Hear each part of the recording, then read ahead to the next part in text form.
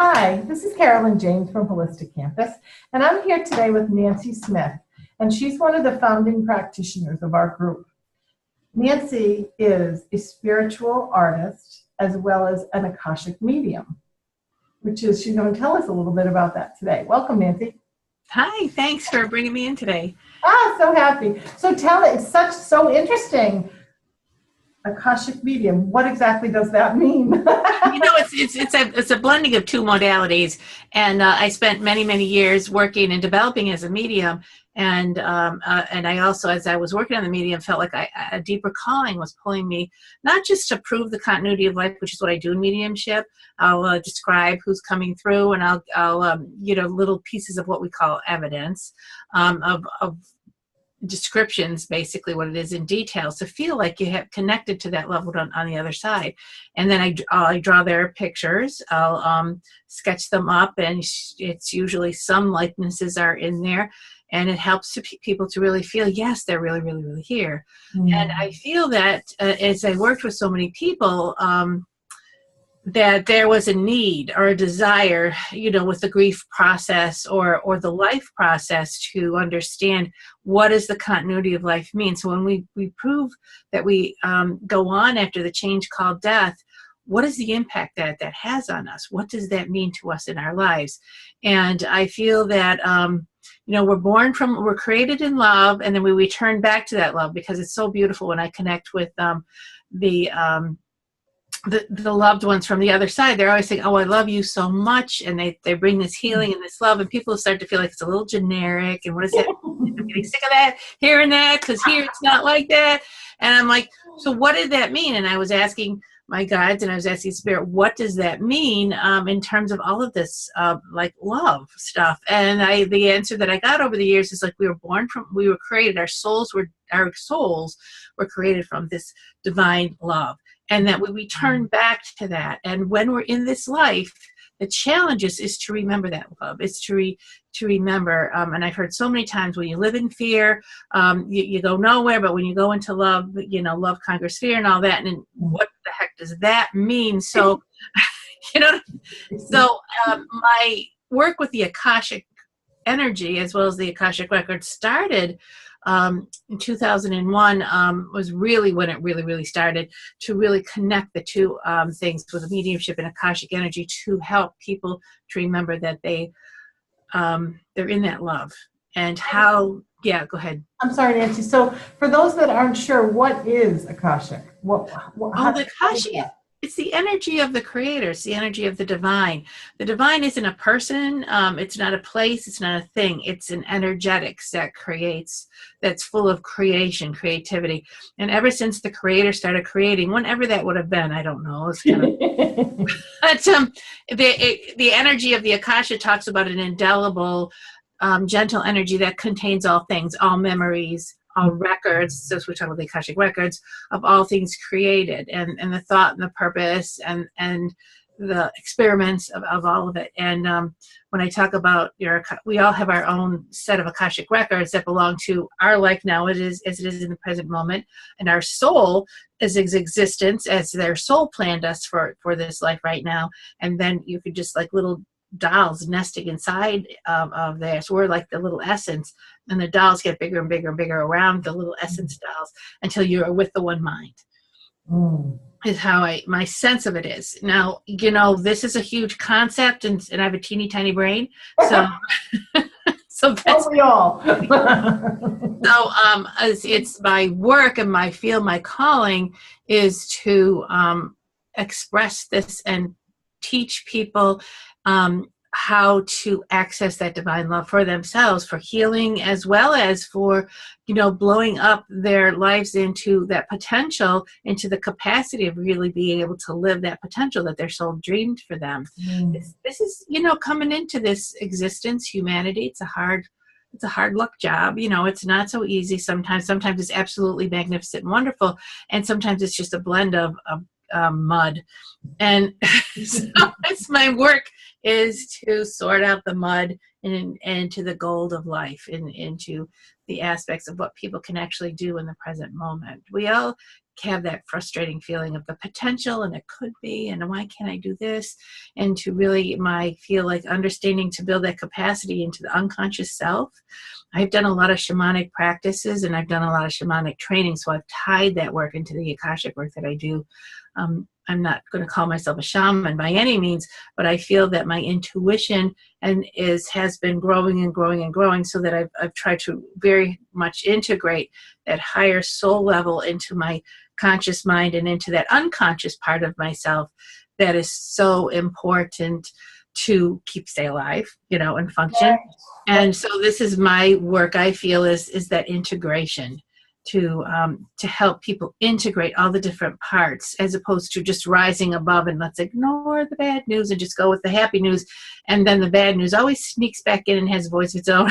And just, so that's kind of just to give people a sense of well-being in their lives. It's okay. We got this. You got this.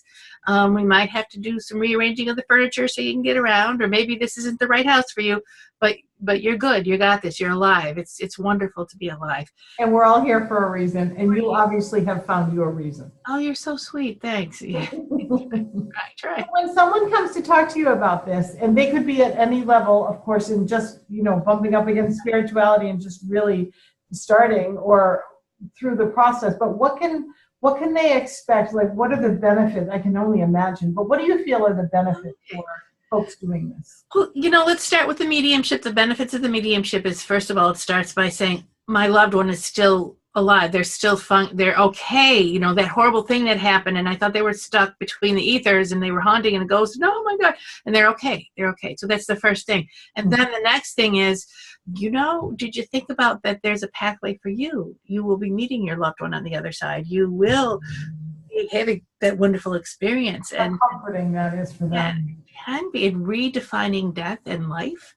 Yeah. And that's the subtleness behind it. So sometimes people aren't really ready to go there, but that's the subtleness behind. There's a structure, a foundation of what I do. Mm-hmm. And then after that, if they want to come back and do some work, I will work with belief systems. We'll work with first where you are in your time. And I have this relationship, for instance, it's the most popular. I'm always fighting with this person. He comes, he goes, or she comes and she goes.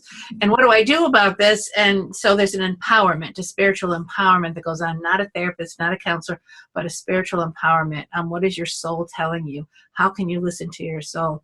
And if you're this unhappy and you're still going back to unhappiness, what's that all about? And maybe there's something there that you need to learn and change and grow so that this situation you're not meant to let it go yet, or you just love being miserable and you need to find tools and skills to let the situation go. And maybe that's your mission. No, but that is where the reading can take you to that place of, first of all, where are you in space and time in your life?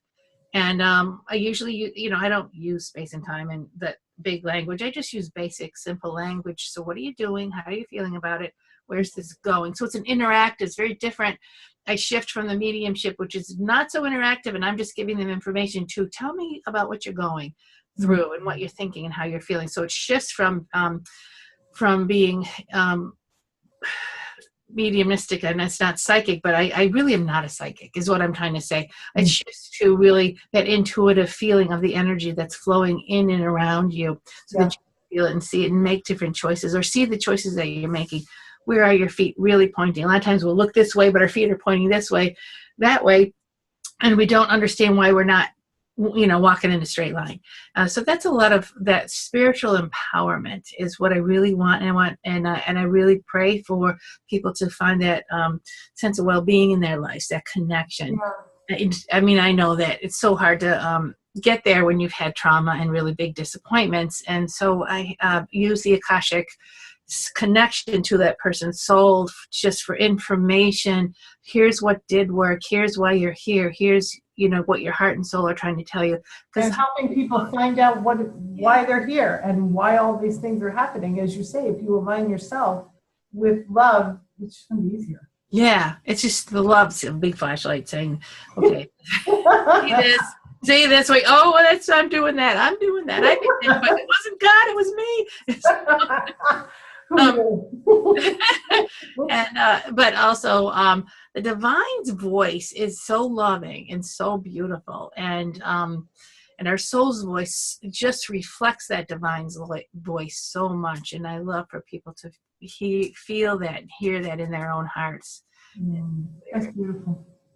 That's beautiful. Well, thanks. Thank you. No, that really helps. That really helps explain an awful lot of it, because people hear the word Akashic or what exactly is that, but it's your records, and that's really interesting. Well, a lot of people associate Akashic with past lives. You know, that's where Edgar Cayce and a few other Akashic practitioners took that, and I really love that past life stuff. We do past lives. We have a process that we are going into, the life between lives, where we talk about. We kind of do a debriefing, and we talk about what was the soul's journey, and I like to take people through, if it's possible, more than one past life, so they could kind of get a feel of what their soul's journey is and all that. And then we do this work with soul contracts. What do we pick up along the way that we are assuming that that's part of our soul path, but really it's not. Really, it's something that could be healed and balanced. Some people feel like I've always meant to be poor in my life. I've always meant to have continuously broken heart and no relationships working.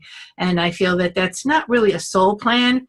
That's just processes and learning along the way. So I like to let's sort this out a little bit. And the other thing that I do is getting into sacred space so that you can hear the inner voices within yourself that are the sabotagers and the negative people, the traumatic people inside that are telling you about yourself, and it's really not the truth.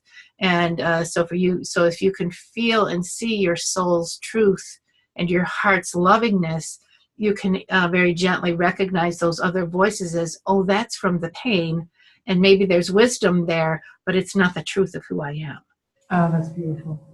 Really, that's my whole life goal. I love reading for people because then I figure out my own life.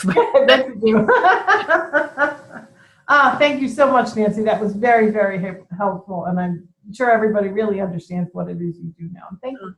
Thanks so much. Okay, we'll chat again. Okay, thanks. Great. Bye-bye. Bye-bye.